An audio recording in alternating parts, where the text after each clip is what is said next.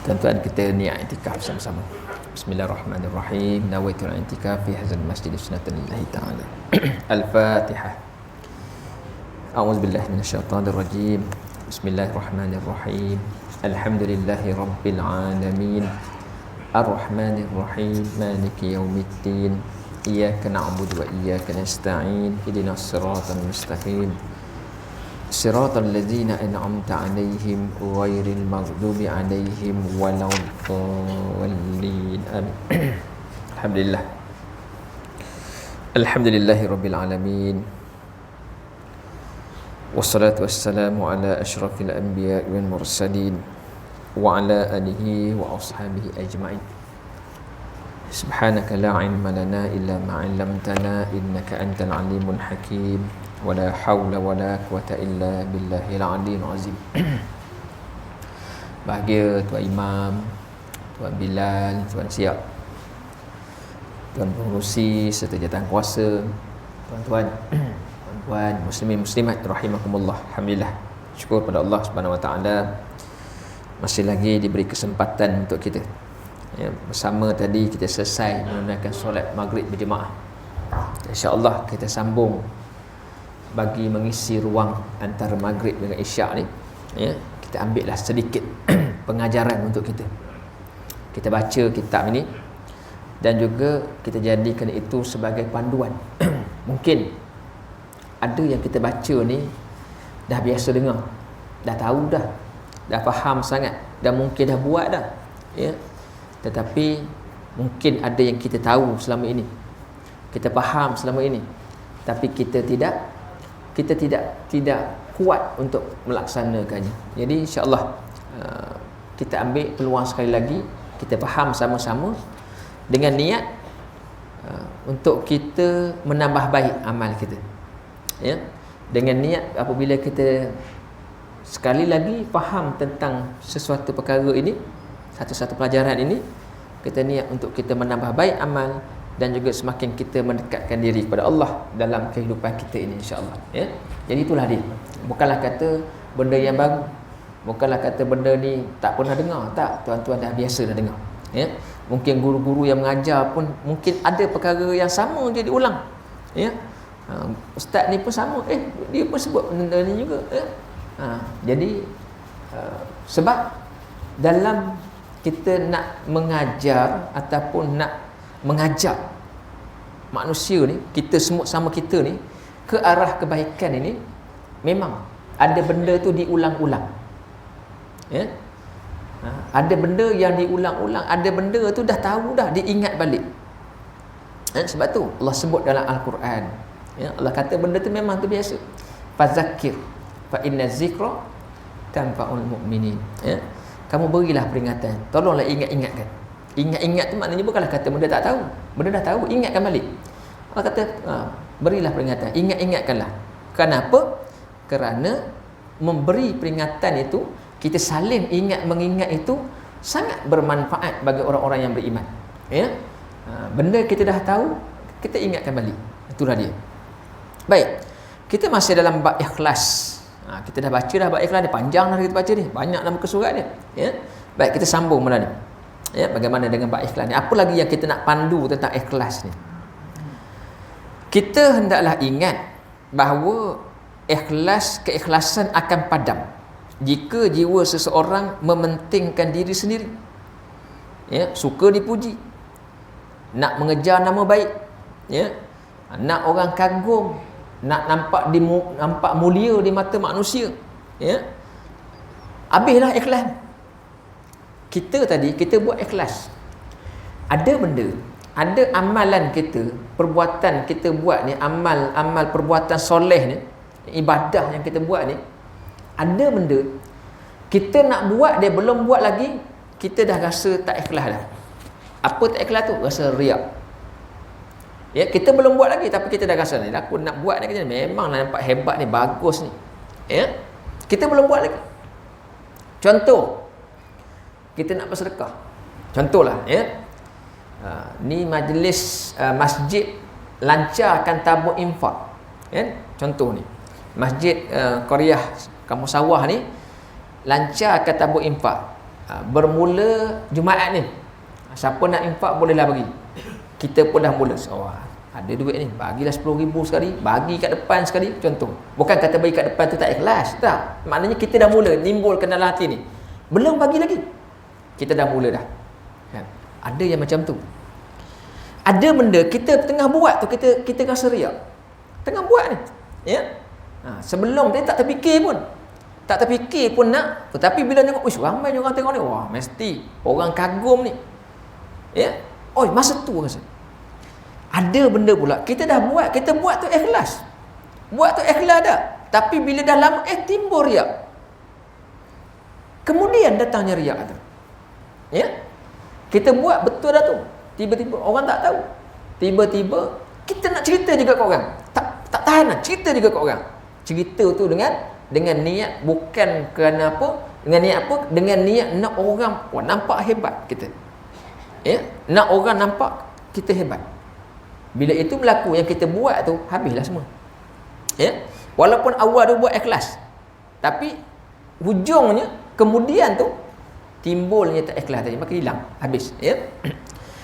Jadi tu tadi. Jadi kalau kita dah apa saja kita buat, ya, kalau asalnya ikhlas, jaga, kita buat.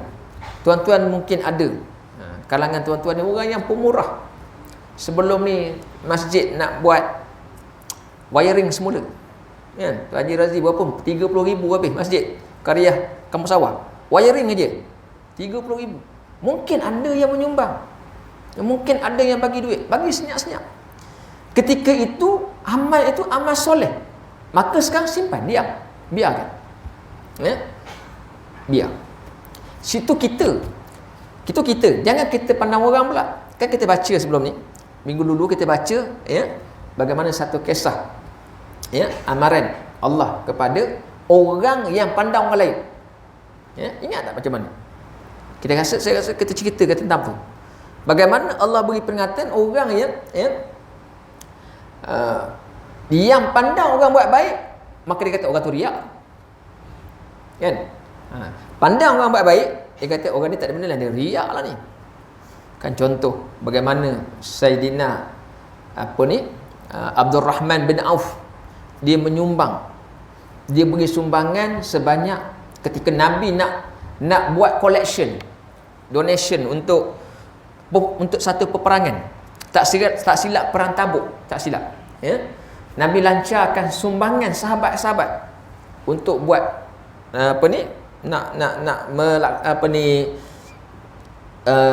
menanggung ataupun menampung perbelanjaan ketika perang Tabuk tu jauh.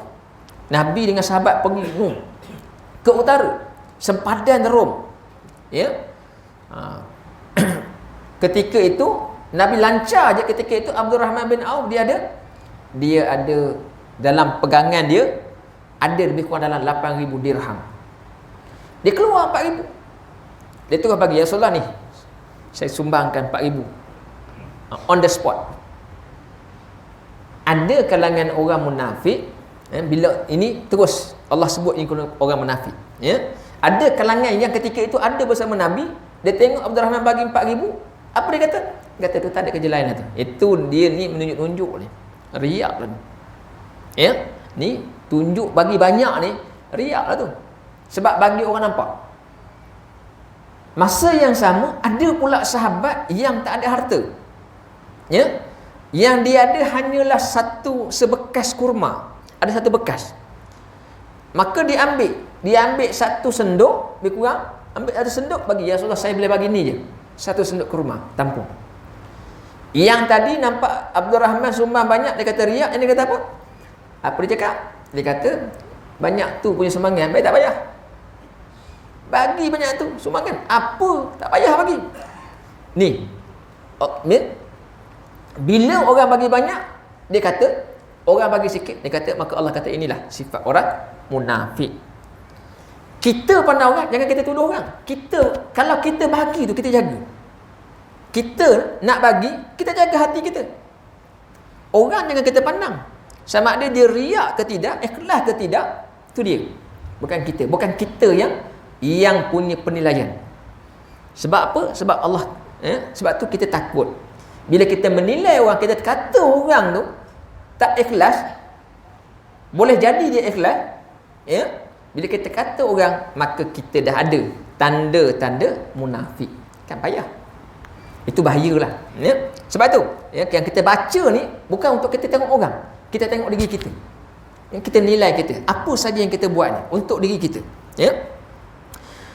Sesungguhnya Allah hanya menyukai perbuatan orang yang benar bersih. Ala lillahid dinul khalis. Ya, ingatlah, kepada Allah ialah segala ibadah dan apa?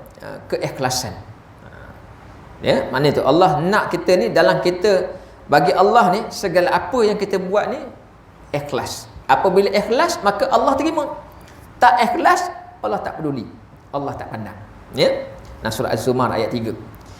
Islam mencela terhadap perbuatan baik yang disertai dengan riak. Perbuatan baik bagus, tapi dalam tu bila ada riak, maka habis, ya. Bahkan perbuatan itu dipandang sebagai syirik terhadap Allah. Ada je rasa riak ni bila kita buat sesuatu, rasa kita rasa bangga dengan diri kita ni, maka kita dah ada tanda-tanda ataupun dah ada dah tanda syirik pada diri. Kan syirik ni dosa nombor 1. Syirik ni dosa paling besar. Ya, dosa-dosa besar ni ada banyak, ya. Yang paling besar apa? Syirik.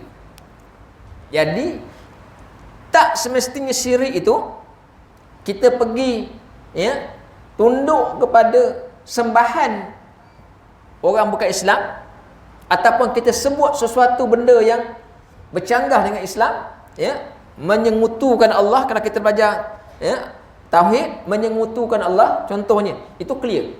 Tapi ada juga bukan sekadar itu, ya, Nabi sebut kita riak pun di situ dah ada syirik, ya.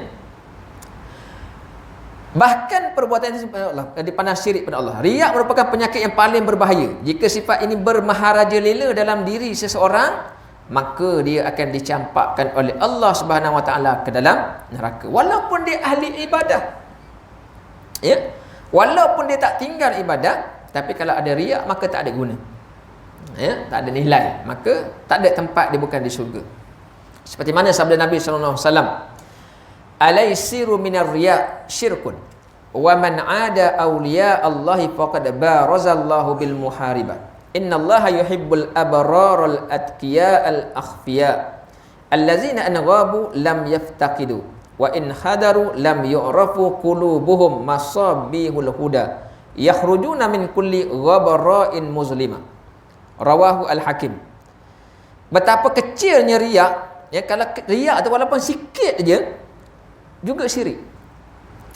Barang siapa yang memusuhi para wali Allah, ya. Nabi sebut satu lagi perkara yang lain pula, ya. Barang siapa yang memusuhi para wali Allah. Siapa wali Allah ni? Wali Allah ni bukannya wali yang kita kenal, kita tahu sekadar orang yang kita kata wali, tok wali. Wali di sini ialah makna orang yang dia buat sesuatu tu, dia buat sungguh-sungguh dan juga dengan penuh keikhlasan, ya. Dia dengan, ya, orang yang takwa, patuh kepada Allah, ya. Jaga amal soleh dia, ya. Dan dia buat tu bukan kerana manusia, kerana Allah. Maka di situ disebut wali, ya. Berarti dia telah, barang siapa yang memusuhi wali Allah tadi, ya, dia musuh, maknanya dia benci pada orang yang baik macam ni. Timbul rasa benci, orang tu memang baik, amanah ke apa ataupun dia, ya, sangat jagalah agama dalam diri dia, kita pandang benci pada dia, maka Allah kata berarti dia telah mengisytiharkan perang pada Allah, ya. Kita benci orang yang baik, orang yang jujur, yang amanah, yang memang, ya, kita tahu dia adalah orang yang sangat baik dari segi ibadah, pandang benci, berarti Allah kata kita ni telah mengisytiharkan perang terhadap Allah.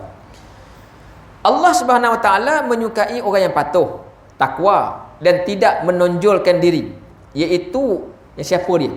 Allah suka orang macam ni, orang yang takwa, yang patuh, buat ketaatan apa semua, dan juga dia tidak menunjuk-nunjuk, ya. Macam mana? Iaitu apabila dia tak hadir, dia tak ada dalam satu, ya, majlis masjid kita ni, tuan-tuan, kita tahu ada sahabat kita ni yang bagus, yang baik, nampak, ya, lembut, akhlaknya baik, dia tak menonjol, dia tak datang masjid, tak perasan pun. kita tak perasan pun dia tak datang. Sebab apa? Sebab dia ni jenis orang yang cool aja. Ya, dia tak menyakitkan hati orang. Dia tidak mengeluarkan kata-kata, bercakap pun dia tak berapa ada. Tak berapa bercakap, ya. Pendiam je orang. Tapi ibadah dia jaga, ya, tunduk aja. Dia tak ada, orang tak perasan. Ya. Dan kalau dia ada pun, ya, orang pun tak tahu. Tak peduli. Kalau dia ada pun orang tak peduli. Ini maknanya orang yang Allah sayang. Mungkin kalangan tuan-tuan. Ya. Tak semestinya ustaz-ustaz yang datang tu dipandang mulia, tak. Sebab memang dah orang tahu, kita tahu dia. Tapi daripada kalangan tuan-tuan, ya, yang ini memang orang pun tak berapa nak tegur. Orang pandang kita pandang aja, kan, senyum aja, ya. Dan maknanya orang yang baik macam ni, ya, inilah yang lebih Allah sayang. Sebab apa? Bercakapnya kurang. Saya ada pengalaman lah mengajar di sekolah, kan. Pengalaman sekolah ni macam-macam. Satu sekolah tu satu sekolah, saya ketua jabatan di situ. Ada seorang cikgu. Cikgu ni sangat pendiam. Dan dia kalau boleh, dia cikgu. Kadang kita jumpa biasa cikgu ni, mulut cakap macam-macam lah, kan. Laju lah cakap, macam-macam. Dapat cikgu memang kerja dia bercakap. Tapi yang ni berbeza. Yang ni sangat berbeza. Sebab satu, dia pendiam. Dia bercakap bila? Dalam kelas dia. Dalam kelas, kalau dia mengajar, memang suara dia kuat. Dan budak ni pula, dia bercakap dalam bukan nada kasar ataupun nada macam garang lah, kata tak. Dia tak garang, tak ada nampak garang. Tapi budak dengan dia dengar kata. Budak faham apa dia ajar. Itu satu, ya. Kalau bercakap di luar tak ada. Mesyuarat memang tak pernah bercakap, diam je. Ya. Dan dia tak suka bergaul dengan orang. Maknanya dia bukanlah jenis orang yang nampak orang berkumpul dia pun pergi duduk menyembang. Ya. Dia kalau ada orang berkumpul, dia pun menyisihkan diri, asing diri, duduk. Ya.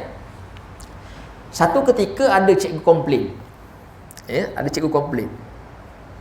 Komplain kat saya lah, kata ustaz, cikgu tu, dia sebut cikgu tu, macam mana tu, ya? Macam nak tak nak je buat kerja, ya? Sebab apa? Dia tak bercakap, ya? Tak bergaul, ya? Macam mana tu, ya? Kita buat macam-macam, dia tengok je, ya? Dia begitulah, maknanya dia tidak aktif, ya? Kalau saya nak tegur dengan kata menyokong kata cikgu ni tadi, maka cikgu ni rasa dia betul panas serong pada cikgu. Kita nak coolkan dia. Apabila ada cakap macam tu, maka saya cakap. Dia kata, cikgu perasan tak? Sejak akhir-akhir ni, sekolah kita ni macam-macam pencapaian. Macam-macam kita dapat. Macam-macam prestasi yang baik kita ada. Ya, macam-macam. Agak-agak cikgu kenapa katanya? Ya, kenapa kita dapat begitu? Cikgu, kita semua ni, cikgu ni, semua berdoa kepada Allah. Cikgu berdoa, saya berdoa, dia berdoa. Dalam doa-doa kita ni pasti ada satu doa yang mustajab. Ya Allah terima untuk bagi keadaan sekolah tu baik, cantik. Saya kata boleh jadi doa dia yang mustajab. Sebab apa? Sebab dia tak bercakap dengan orang, dia kurang bercakap. Dia tak suka bersembang. Bila dia tak suka bersembang, dia tak ada mengutuk orang. Dia tak ada memburukkan orang. Ya? Kita ni memang suka bersembang, kadang-kadang macam-macam keluar. Kadang-kadang tak terkawal kita kutuk orang, burukkan orang. Dia tak ada memburukkan orang. Bila dia tak ada burukkan orang, maka doanya lebih mustajab pada kita. Itulah contohnya. Kita jumpa perangai macam-macam. Nak maklum bahawa kadang-kadang orang macam ni, orang tak pandang. Orang tak peduli pun. Tak kisah pun kewujudan. Dan kalau boleh orang kata tak ada, lebih baik lah. Kan? Sebab tak nampak peranan dia tu. Tetapi kena ingat, setiap kita siapa pun dalam masjid yang kita ada ni, setiap kita ada peranan kita dengan dalam masyarakat kita. Kenapa kampung sawah ini harmoni harmoninya keadaan kampung. Apa ni kita nak kata yang bertengkar bermasa muka tu biasalah, adalah. Tapi maknanya tak teruk. Tak adalah macam ya, orang datang tengok pening lah, tengok penduduk kampung sawah Senggala ni, ya, tak ada. Maknanya nampak aman, baik. Sebab apa? Sebab daripada ramai-ramai ni, tuan-tuan semua berdoa. Kadang-kadang, ya, apa ni, imam kita berdoa, ya, Allah marhamna, ya, ya Allah rahmatilah kami, kita minta rahmatkan kita semua. Tuan-tuan pun amin. Daripada ramai-ramai yang amin tu, mungkin pada kita ada seorang yang Allah terima sebagai makbulnya oleh Allah. Kita tak tahu siapa. Ya, jadi kita tak boleh pandang, ya, apa yang apa keadaan orang lain tu dengan pandangan yang negatif, yang tak apa elok. Kena pandang lebih baik. Ya, kita kena pandang setiap kita ni, setiap orang ada kelebihan. Ya, setiap orang ada kekuatan yang Allah beri. Ya, cuma mungkin kita nampak ataupun kita tak nampak. Kenapa kita tak nampak? Sebab kemampuan kita tak sampai ke situ. Kita bukannya boleh nampak orang tertawa, dia ni bagus bab ni, boleh baca, kalau orang kata boleh scan dah diri orang tu, dia ni macam ni, tak ada, kita tak boleh. Kita bukan begitu keadaannya, ya. Baik, jadi begitulah tadi, ya. Antaranya yang Nabi sebut, orang yang Allah suka ialah orang yang taat, yang ada sifat takwa, dan dia tak suka nak menunjuk-nunjuk. Kalau dia ada, orang tak perasan. Kalau dia tak ada pun orang tak tahu, tak peduli dia orang, ya. Orang yang hatinya laksana pelita, contoh, orang yang umpama hatinya cahaya hidayah, ya, dan orang yang keluar meninggalkan kegelapan yang gelap gelita, ya, maknanya orangnya begitu. Hadis riwayat Imam Al-Hakim. Ibnu Abbas meriwayatkan ada seorang berkata pada Rasulullah, ya, ada seorang datang jumpa Nabi, ya,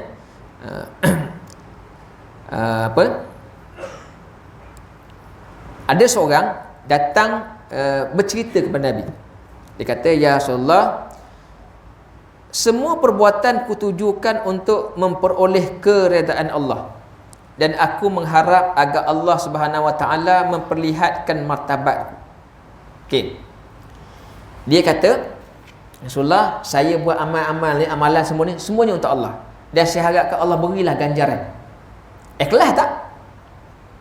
Ya, kita buat ibadah hari ni, contoh solat maghrib tadi, kita duduk ni, tuan-tuan duduk ni semua iktikaf ni. Sebab tu tadi saya ajak doa iktikaf, ya, untuk kita iktikaf. Tuan duduk macam ni pun dapat pahala ibadah dah ni dalam masjid, ya.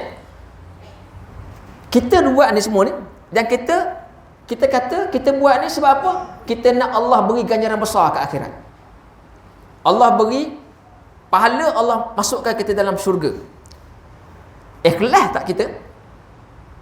Ya, jadi sahabat dia kata, ya Rasulullah, saya buat segala apa amalan yang baik apa semua ni sebab saya nak mengharapkan redha Allah, dan saya mengharapkan Allah balas dengan balasan yang baik akhirat besok. Tinggikan martabat, tinggikan kedudukan di akhirat. Rasulullah tak jawab. Rasulullah diam je. Macam mana? Ikhlas tak kita? Kalau kita buat semua ni, kita nak ya Allah nanti kat akhirat bagi pahala yang besar, masuk dalam syurga. Kalau masuk syurga tu, syurga Firdaus masuk ya Allah, bukan syurga lain. Kalau syurga lain last choice, ya.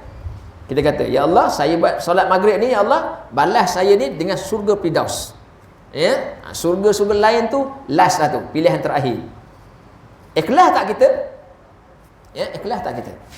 Maka Allah turunkan ayat Al-Quran, dan ayat yang terakhir surah Al-Kahfi, ya. Ayat yang setengah, faman kana yarju liqa'a rabbih falyamal amalan salihan wala yusyrik bi ibadati rabbih ahada, ya. Siapa yang percaya dan berharap akan pertemuan dengan Tuhannya, hendaklah dia mengerjakan amal soleh, dan janganlah dia mempersekutukan sesiapa pun dalam ibadahnya kepada Tuhannya. Maknanya apa? Allah sebut, siapa yang kalau dia nak dapat benda yang terbaik ke akhirat, bila jumpa Allah besok, Allah beri balasan yang terbaik, dia kena buat amal soleh. Kenalah dengan sahabat tadi, dia buat amal soleh, kemudian dia harap ya Allah beri dia kedudukan yang terbaik di akhirat. Makna di situ ada ikhlas. Makna di situ ikhlas. Ya, kita buat suatu amalan Sebab nakkan balasan Allah, ikhlas. Nakkan pandangan Allah, kita ikhlas. Kita nak Allah muliakan kita, ikhlas. Kita nak Allah suka kat kita, ikhlas. Tapi kalau kita buat satu amal ibadah, kita nak manusia pandang baik kita, riak. Kita nak manusia pandang mulia kat kita, riak. Kita nak manusia tahu yang kita buat, riak. Itu je. Kalau dengan Allah, maka di situlah keikhlasan. Ya? Ada pula orang kata, saya buat ibadah ni tak apa. Kalau Allah bagi, bagilah. Kalau Allah tak bagi, tak apa. Ya? Itu bukan ikhlas, bukan riak. Itu maknanya jahil. Tak tahu apa. Ya? Dia ingat kalau dia buat tu, saya ni ikhlas buat ibadah ni. Ya? Kalau Allah tak bagi pahala pun tak apa, saya ikhlas.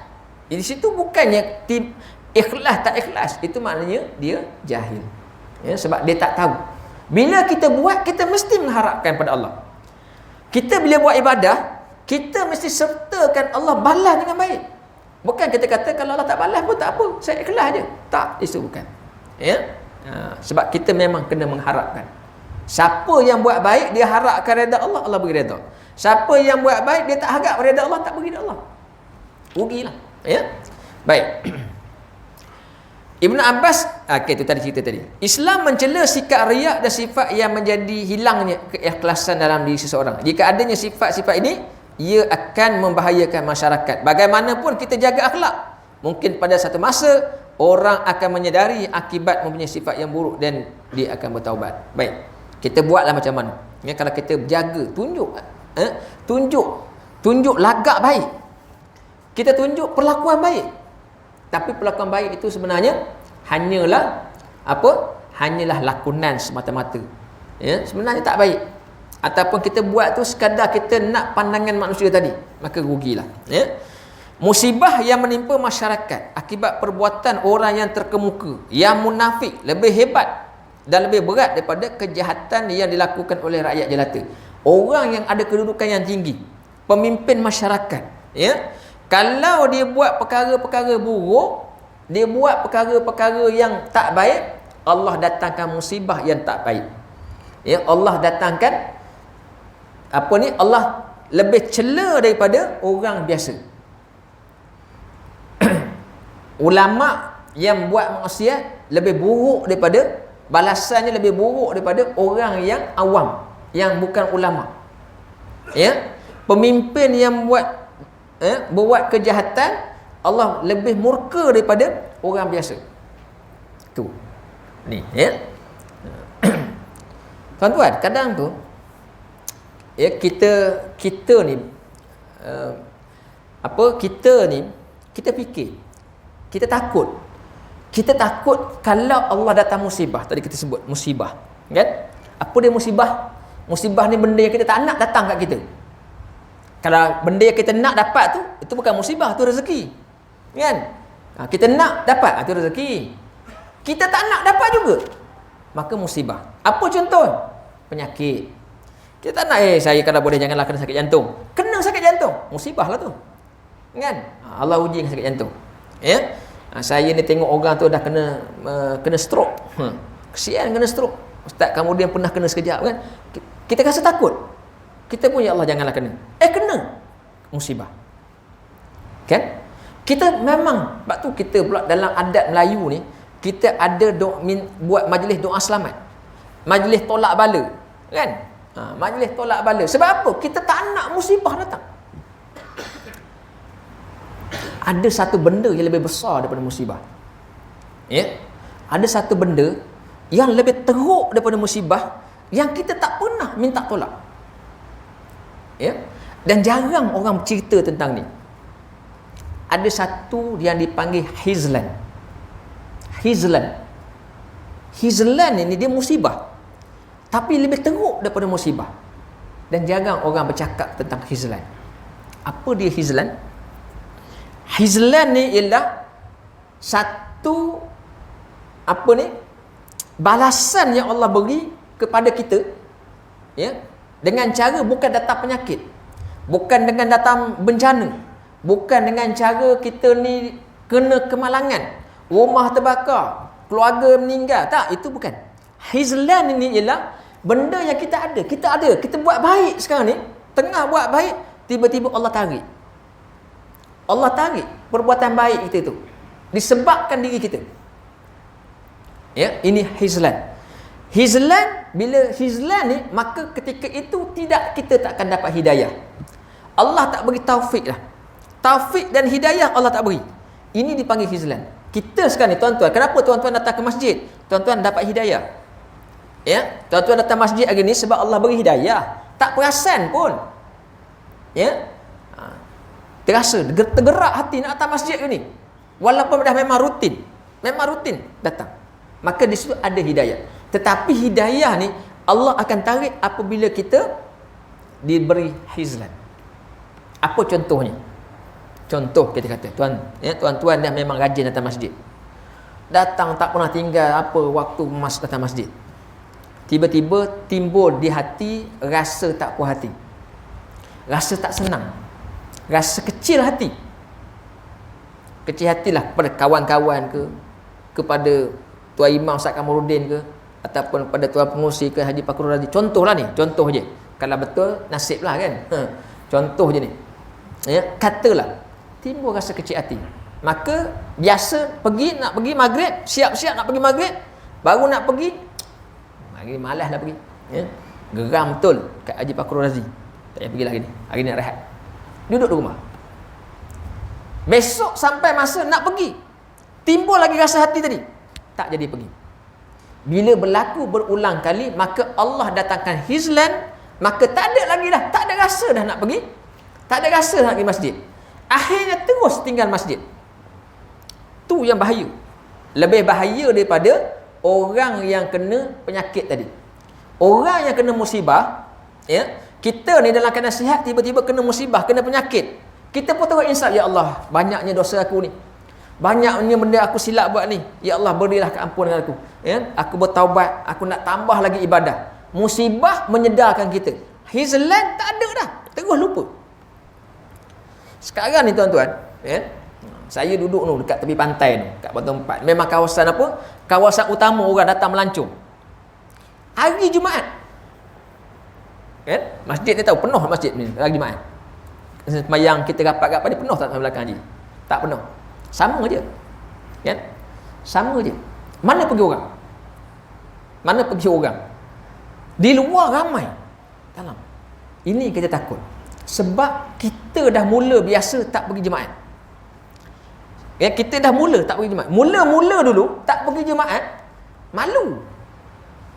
Masuk waktu Zuhur hari Jumaat, hari ni rasa berat lah, penat lah nak pergi. Tak pergi, nyuruk dalam rumah, duduk dalam rumah. Motor pun suruh. Kan? Takut orang tahu tak pergi. Mula-mula. Lepas tu dah mula rasa relax lah.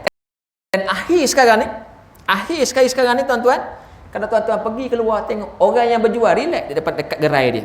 Siap jual lagi hari Jumaat. Kenapa? Kita takut Allah datangkan hizlan. Kenapa? Dia hilang dah rasa malu, dia dah rasa tak ada apa dah tak buat ibadah. Ni yang bahaya. Ini dipanggil musibah yang lebih bahaya daripada musibah. Musibah yang kita kena tadi tu, kita akan boleh cover balik, recovery balik apa kesilapan kita. Tapi yang ini habis, kita dah terus tinggalkan.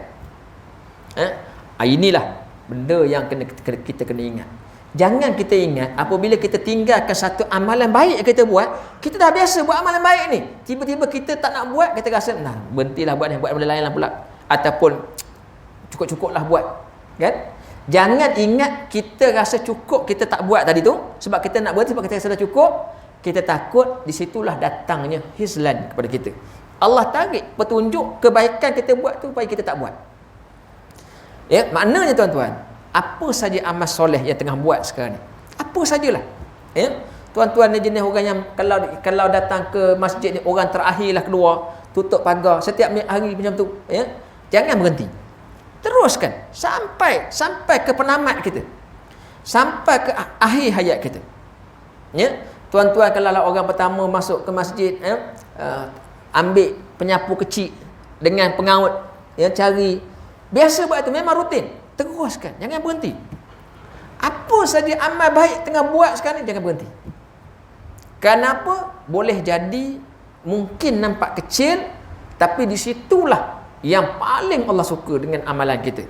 Ya.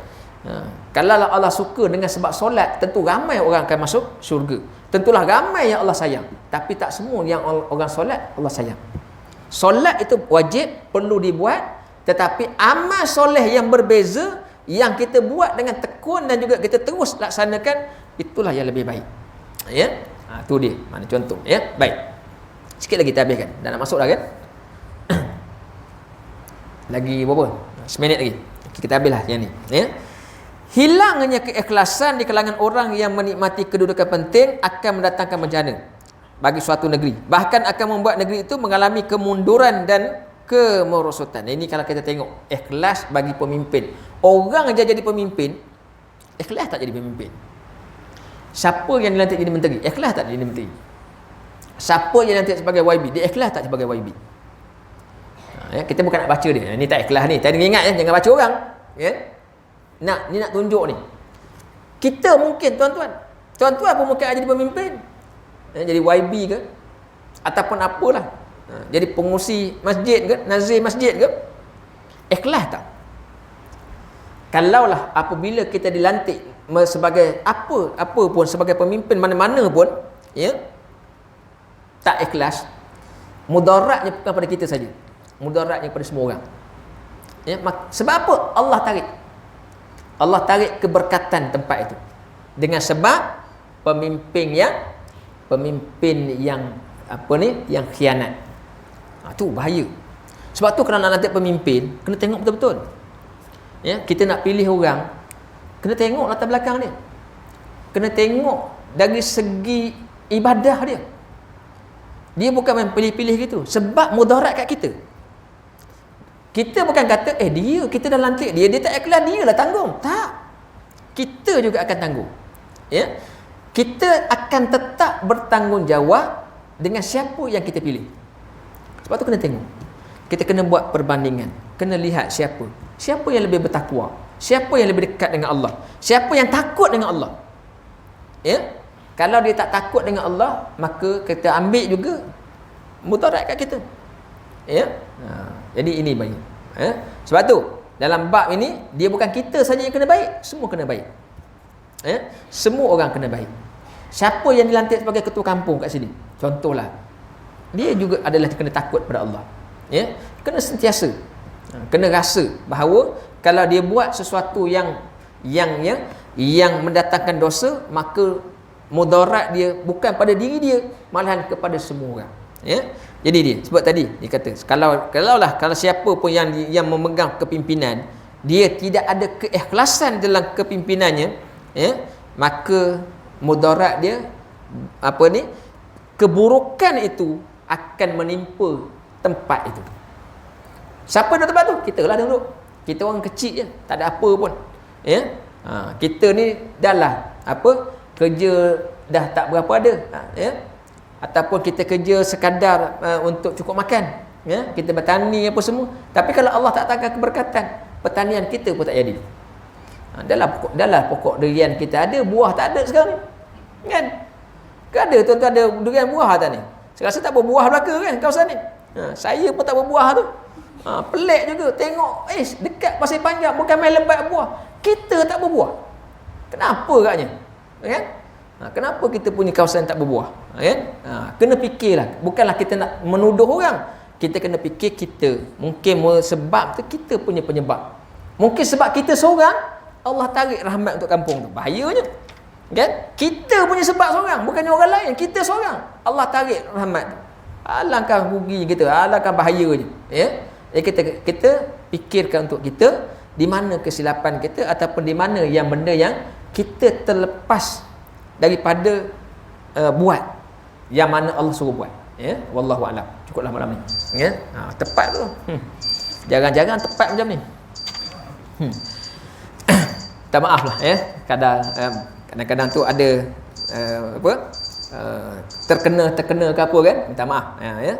Sebab kita pun tak adalah nak menuju pada siapa-siapa, ya. Tak adalah nak menuduh siapa-siapa, sekadar peringatan kita bersama. Ya. Mudah-mudahan yang baik yang kita belajar hari ini, mendatangkan kebaikan pada kita, mendatangkan manfaat untuk kita bersama, ya. Mungkin ada benda-benda yang kita nampak tidak baik, maka kita jadikan itu sebagai sempadan, sebagai teladan untuk kita bersama, ya. A'udzubillahi minasyaitonirrajim. Bismillahirrahmanirrahim. Alhamdulillahirabbil alamin.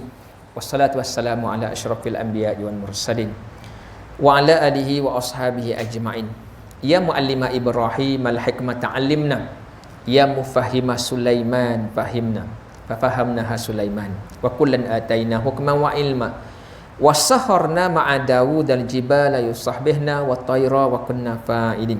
Ya Rabba Sulaiman wa ya Rabba Ibrahim wa ya Rabba Musa wa Isa wa ya Rabba Muhammadin sallallahu alaihi wasallam, akhrijna min zulumatil jahli wan nisyan bi rahmatika ya arhamar rahimin. Allahumma zidna ilma warzuqna fahma bi rahmatika ya arhamar rahimin. Allahumma arzuqna fahman nabiyyin wa hifzal mursalin bi rahmatika ya arhamar rahimin. Walhamdulillahi rabbil alamin. Subhanakallahumma wa bihamdika asyhadu an la ilaha illa anta astaghfiruka wa atubu ilaik. Bismillahirrahmanirrahim. Wal 'asri innal insana lafi khusr illa allazina amanu wa 'amilus solihati wa tawassaw bil haqq wa tawassaw bis sabr. Assalamualaikum warahmatullahi wabarakatuh.